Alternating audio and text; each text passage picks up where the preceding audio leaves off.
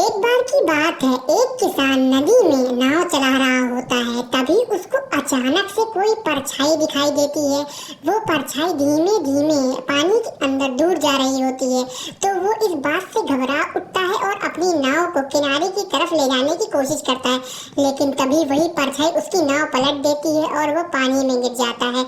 जब वो संभलने की कोशिश करता है और अपनी आंखें खोलता है पानी के अंदर, तो वो देखता है कि बहुत बड़ा दानव जैसा राक्षस, जिसकी पूंछ बहुत लंबी और पंजे बहुत बड़े बड़े, वो पानी में तैर रहा होता है। तभी वो इस बात को देख के घबरा उठता है और पानी से निकलने की कोशिश करने लगता है। वो कैसे कैसे कोशिश करके पानी से बाहर मुंह निकालता है और फिर वो किसी तरीके से कोने पे आता है और वहां से चलकर अपने घर की ओर चला जाता है। लेकिन वो बहुत ज्यादा घबराया हुआ होता है और घर पहुंचकर बीमार हो जाता है। तभी उसकी माँ उससे पूछती है, बेटा क्या हुआ? लेकिन वो कुछ नहीं बोल पाता है। उसी रात बहुत तेजी से बारिश हो रही होती है और बिजली कड़क रही होती है। तभी उसका बेटा खिड़की की तरफ जाता है और खिड़की से बाहर देखने की कोशिश करता है। तभी वो कुछ ऐसा देखता है कि उसकी आंखें फटी की फटी रह जाती हैं।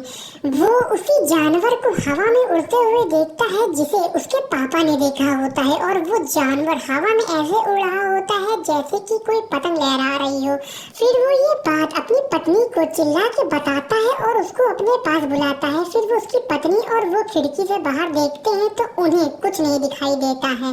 फिर उसकी पत्नी इस बात को इग्नोर मार कर सोने चली जाती है और वो दोनों सो जाते हैं। फिर अगले दिन मौसम बहुत ही सुहाना और अच्छा होता है। वो उस दिन सबको बाहर निकल कर यही बात, कल रात वाला किस्सा सबको सुनाता है। लेकिन सब लोग उसकी बात ध्यान से सुनते हैं, लेकिन यकीन तो कोई भी नहीं करता है। फिर वही किसान का लड़का अपने पापा की जगह खेत में काम करने जा रहा होता है। वो उसी नदी के पास से गुजरता है, लेकिन जब वो खेत पहुंचता है तो कुछ अनोखा देखता है कि वही जानवर जो उसको खिड़की से दिखा था वो घायल हुआ पड़ा रहता है।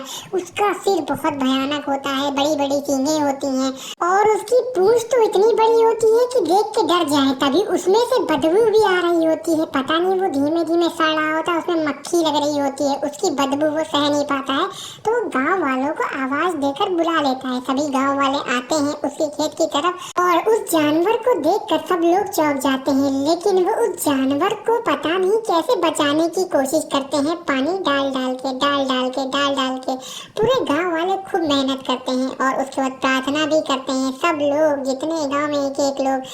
और फिर वहाँ बारिश का मौसम बन जाता है और बहुत तेजी से बारिश शुरू हो जाती है। और फिर वहाँ से जितने भी लोग होते हैं सब भाग जाते हैं।